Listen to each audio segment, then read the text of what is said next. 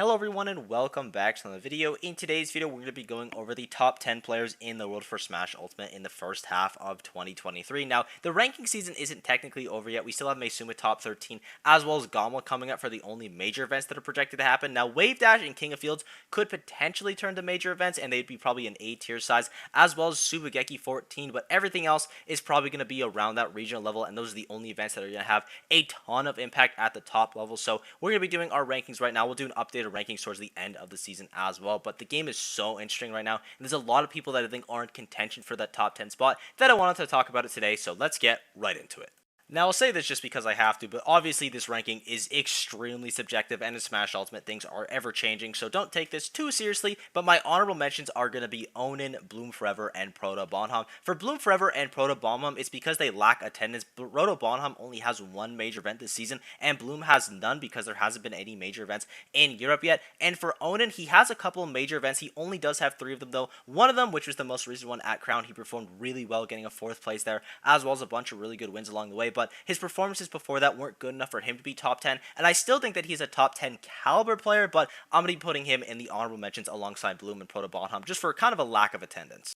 So this number 10 spot was actually in contention for 4 people. It was between Osimo, T, Zomba, and Gluttony, and I ended up going with Gluttony just because he doesn't have the lows that the other players have. While he also doesn't have the highest peaks, he has the lowest peaks of them all, his best placements being 5th at both Genesis and Let's Make Big Moves. You look at T, he has a 13th at Crown, 17th at Kagura 10, 17th at Maisuma top 11, but he also has a 2nd at Umabora. You look at Osimo, 13th at Kagura 10, 13th at Delta 4, 13th at Maisuma top 12, has a 2nd place at Kagura 9. You look at Zomba, 13th at Genesis, 17th at Let's Make Big Moves, 25th at Delta 4, but he wins Crown, as well as having 2 wins on Leo, 2 wins on Tweak, a win on Sonics, but ultimately, I chose Gluttony just because he doesn't have any of those lows. His worst performance is going to be that 9th place at Battle of BC, and he still has wins on Light, Tweak, 2 wins on Siski, Bloom, Neo, MK Leo, Mutage, 2 wins on Light, actually. So Gluttony, he's gotten a bunch of wins, and though he doesn't have the peaks that the other players have, I want to reward his consistency because he has been phenomenal. Though I think all those other players are in contention for that number 10 spot, probably my order of the 11 to 13 range,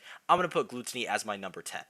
Also, someone that I just definitely forgot to mention who's in contention for that number 10 spot is Yoshidora. His season has been really good. 3rd place at Umabora SP9, wins on Kameme, Shuton, Dio, and Umeki. 4th place at Kagura B9, wins on Now, Neo, and I'm. 13th at Maisuma top 11, wins on Hiro and Takara. 7th place at Maisuma top 12, he gets a Shuton win there. 5th place at Kagura B10, wins on Takai, Masha, and Jazo. And a 7th place at Battle of BC, with wins on Chag, Machu, Base Mage, Dabuz, and Armadillo. And while Yoshidora does overperform Gluttony at the only event that both players have been to, I'm still going to give Gluttony that top 10 spot just because Gluttony has better wins that I feel like Gluttony has some of the best wins in the top 10 area. And while Yoshidora's wins are still really strong, I don't think they're quite strong enough for him to usurp Gluttony. If you want to put him at that number 10 spot, I think that's absolutely fine, but I'm going to keep my order the way it is. Just thought I should mention that because Yoshidora is definitely a player that is the caliber of top 10.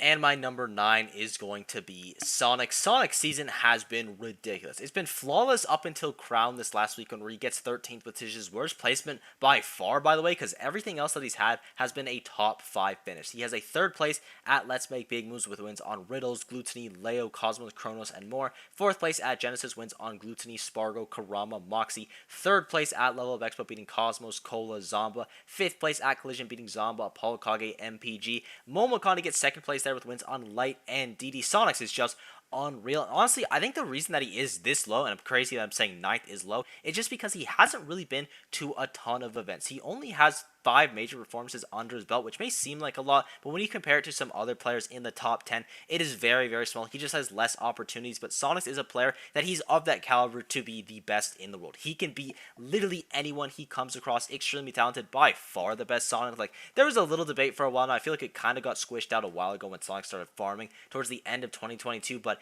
it's not even a conversation anymore. This guy is leagues above the rest with one of the best characters in the game, and he absolutely destroys people. The only blemish on his record is, again, Crown the 3rd, which isn't the end of the world because it's 13th at a super major. Like, that's how good this guy is. So there's actually two people that I have in contention for that number 7 slot, and then by proxy, one of them goes to number 8, and that is going to be between Riddles and Shuton. Now we'll start with Riddles. He starts off the year 7th at Let's Make Big Moves, beating DeBuzz and getting a couple other good wins along the way. Then he gets a 33rd at Genesis, losing to Chase and Leah. Now luckily for him, that Chase win isn't actually the end of the world, just considering how well Chase has been doing this season, so that's not going to hurt him as much as it did towards the start. And then he wins Frosty Fausting over Apollo Kage, and then he wins Collision, which is going to be the thing that is huge for him, because he gets a bunch of good wins along the way, including Leo, Sonics, and 2 wins on SkyJ. Then a 9th at Summit, where he also beats Leo and Spargo, which is massive. 3rd at Major Upset, beating Chase, Karama, and Big D. 4th at Meisuba Top 12. Riddle's Japan trip was really, really good for him. He gets wins on Ken, Hiro, T, Sen, Kameme, and a bunch more. Then he gets a 2nd at Delta 4, beating Mia most notably, which is a huge win to get, as well as some other players. Then a 7th at Kaguribi 10, getting wins on Kome, Shuton, Lima, and a couple other players after being sent very early on to the losers bracket by Dio. Then he has a 17th at Battle of BC, losing to Siski and Tweak, getting a couple good wins. But as you'll notice, the P tier events are going to be some of Riddle's worst performances, which is a little bit unlucky because those are events that matter the most. They're also the events that are hardest to do it, so it makes sense. But he still has that 7th at Kaguribi 10, which is a big deal.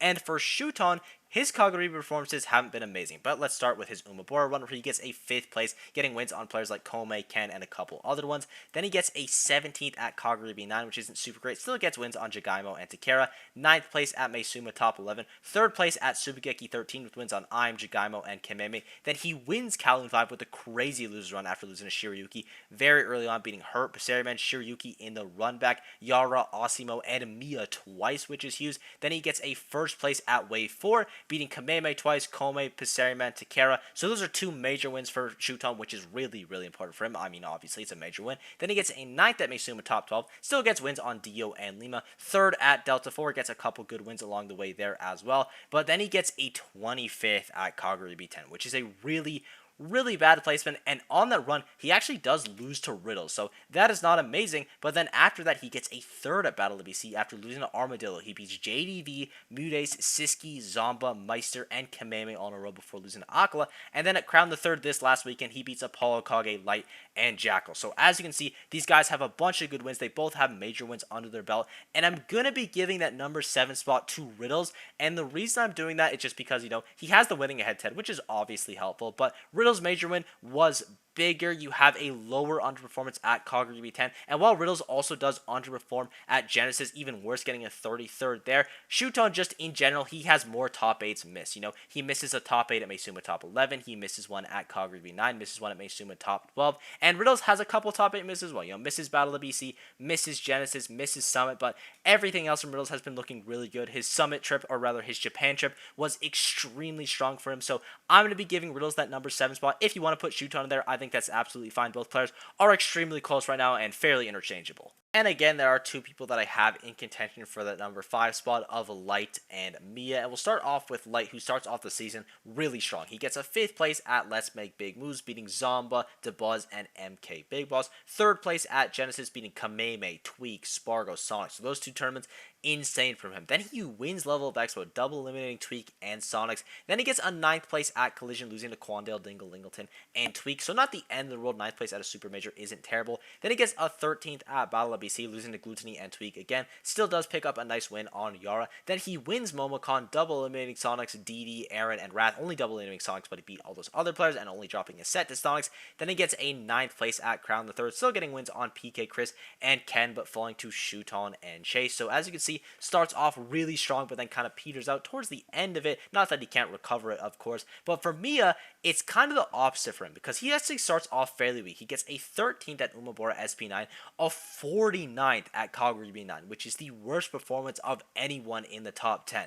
But since that, it's been spectacular. He wins Meisuma Top 11, beating Ken twice, Akala, Shuton, Gak, Passeriman. He wins Subigeki 13, beating Kameme, Shuton, Niitono, Gak. He gets 2nd place at Kowloon 5, only losing to Shuton, beating Shiryuki and Osimo. He gets 2nd place at Meisuma Top 12. After losing to T, he beats Yoshidora, Neo, Riddles, Gak in a row before losing to Akala. He wins Delta 4, beating Riddles twice, Shuton twice, SSSR, Takara. Gets a 7th place at Kaguribi with one of the craziest loser runs I have ever seen, which includes wins on Yara, Umeki, and Zomba. And finally, he gets a 5th place at Battle of BC, beating Zomba, Onin, Cola, Lemon, and a couple other players. So I'm going to be giving that number 5 spot to Mia just purely because he has literally so many wins. He has 4 major wins under his belt, a bunch of second places, so many top 8s, and even though he does have the lowest lows of anyone in the top 10, I still value his wins incredibly high. And if you want to put Light at the number 5 spot, again, I think that's fine. He doesn't really have any bad performances. His worst one being a 13th at Battle of BC is still insanely crazy. He has a 3rd at Genesis. He won level up Expo. So Light and Mia, I think they're fairly interchangeable. It's just going to be like, okay, do you value Mia's wins way more than you value his lows? Because he has the lowest lows, but he also has some of the highest highs. And I'm going to be giving Mia that number 5 spot and Light that number 6 spot. And my number 4 player is going to be MKLeo. He starts off the season with a 4th place at Let's Make Big Moves with wins on Light, Cosmos, Apollo Kage, Quandale, Dingle-Lingleton, and a couple other players. Then he wins Genesis, which is obviously massive. He gets wins on Goblin, Siski, T, Sonic, loses to Mutace, but then beats Light and double eliminates Mutace. Then he gets a 9th place at Collision, which is a little bit low from only losing to Riddles and Shining Mark. Then a 9th place at Ultimate Summit 6, where he does drop a couple sets. He drops sets to Riddles, Apollo Kage, Gluttony, and Aquila, but then he bounces back really well with a 2nd place at Major Upset with a win on Spargo, as well as wins on Dark Wizzy, Kurama, and Ludo. He went through the Mario Gauntlet for that tournament. Then he gets a 13th at Battle of BC, definitely his weakest performance of the season. He still gets wins on Ouch, Skyjay, Jojo the Hobo, and a couple other players, though, only losing to Zomba and Kameme. And finally, he gets a 5th place at Crown the Third, getting wins on Guy, Gact, loses to Zomba, but then gets a Spargo win, which is massive, as well as another win on Kurama before losing to Jackal. So Leo's season, it's been a little bit up and down. He's had some really high highs, I mean some of the highest highs in the game with a Peacher win, but he also does have some of the lower lows, especially considering that most of these players are in the top 5 range, and by most of these players, I mean all the remaining players are in that top 5 range. So I think Leo being at number 4, it's definitely fair for this season. It seems really low for him just considering how amazing he is at the game, but the fact that top 4 in the world seems low for you kind of just shows how amazing of a player you are, and I definitely think that Leo can get back to that number 1 caliber. I'm curious to see which character he uses to get back there, whether it's going to be Byleth, Joker, Aegis, Meta Knight, none of those characters. I wouldn't be surprised if he brought the Lucina or something crazy, but whatever Leo does, I have full faith that he can definitely return to his throne and claim that number 1 spot again.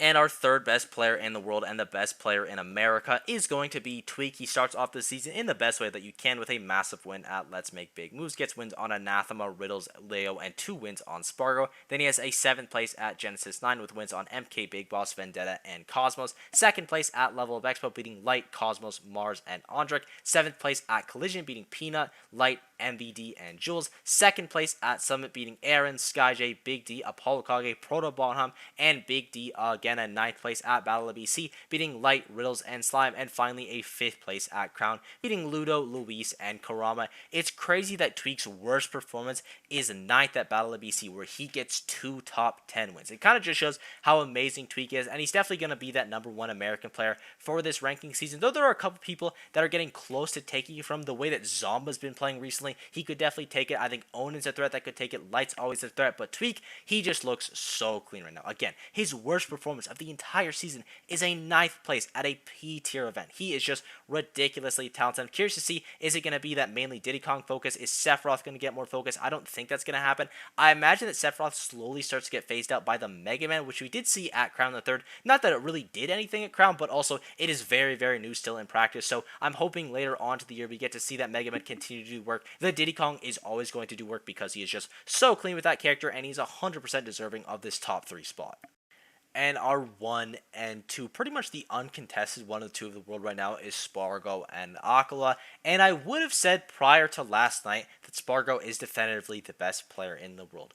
But unfortunately, his underperformance at Crown, it puts it in the air a little bit more. Let's go over the results. First, we'll start off with Aquila, who wins Umabora SP9 again. The best way you could start off a ranking season. He gets wins on Tora, Shuton, and 2 wins on T, as well as Dia and Sigma wins. Then he has a 7th place at Genesis, his worst performance of the season, by the way, with wins on Valor, Big D, Cola, and T, only losing to Spargo and Mutace. Has a 1st place at Kagura 9, only dropping a set to Osimo, beating Osimo twice, as well as beating Ken, Hito, and Jazo. 3rd place at Suma, top 11 wins on Osimo and a couple other players, only losing to Ken and Mia. He wins Ultimate Summit 6 after getting upset really early on by Big D and going on a crazy lose run. He beats Void, Kurama, and Skyjay in pools, and then beats MKLeo, Gluttony, Proto Bonham, Kurama, Big D, Tweak twice. That is insanity. Then he wins Meisuma top 12. 2nd place at Kagalibi 10, and with those tournaments he gets wins on Mia, Gact, Neo, Zachary, Yoshidora, Passeriman. He only loses to Spargo at Calgary B10, and then in second place at Battle of BC5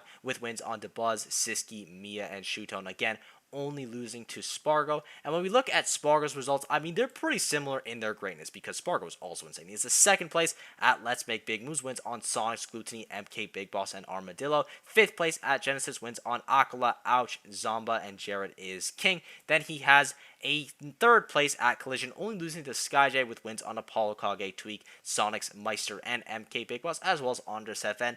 Then he has Summit, which is really unfortunate because he gets wins on Hungrybox and Nadar U, but loses to Karama, Mutace, Riddles, and Void for 13th place. Then he bounces back. I mean, the hardest you can bounce back, with a massive win at Major Upset, beating MK Big Boss, Ouch, Big D, Riddles, and MK Leo twice, only dropping a set to Leo. Then Kagurabi 10, he is one of the most impressive loser run in Smash history. After losing very early on to Yara, he beats so many good players in a row, including Osibo, Ken, Mia, Yoshidora, DeBuzz, Zachary, and Aquila twice. He wins Battle of BC without dropping a set, beating Luigi, Mutace, Armadillo, Meister, and Aquila twice.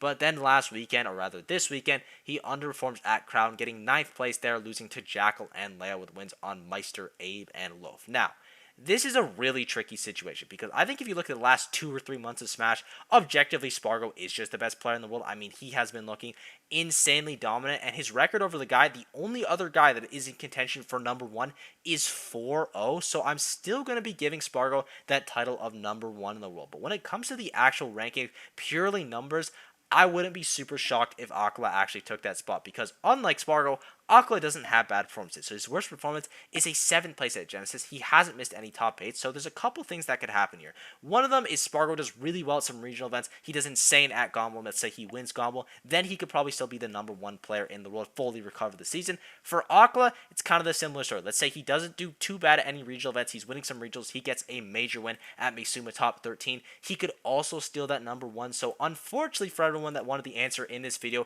we're going to have to wait till the end of the ranking season to see who is actually number 1 in the world. But for this ranking, I'm still going to be putting Spargo at that number 1 just because his head-to-head versus Aquila is 5-0 in the season. Both the players are incredible and definitely deserving of that number 1 title, but unfortunately, it can only go to one of them. And I thank you guys for watching. I hope you enjoyed. Just in case you do need a quick recap, we have Glutony at 10, Sonics at 9th, Shuton at 8th, Riddles at 7th, Light at 6th, Mia at 5th, Leo at 4th, Tweak at 3rd, Aquila at 2nd, and Spargo at 1st. This is due to change a little bit by a couple placements, but I mean, the difference between 1st and 2nd is a pretty big deal. There are still tournaments to come, and I'm curious what you guys think. Let me know down below. Again, this is only a subjective ranking. We're just doing this for fun. But hey, I hope you guys enjoyed. Sports been absolutely unreal. Thank you guys for everything, and I will see you all in the next video.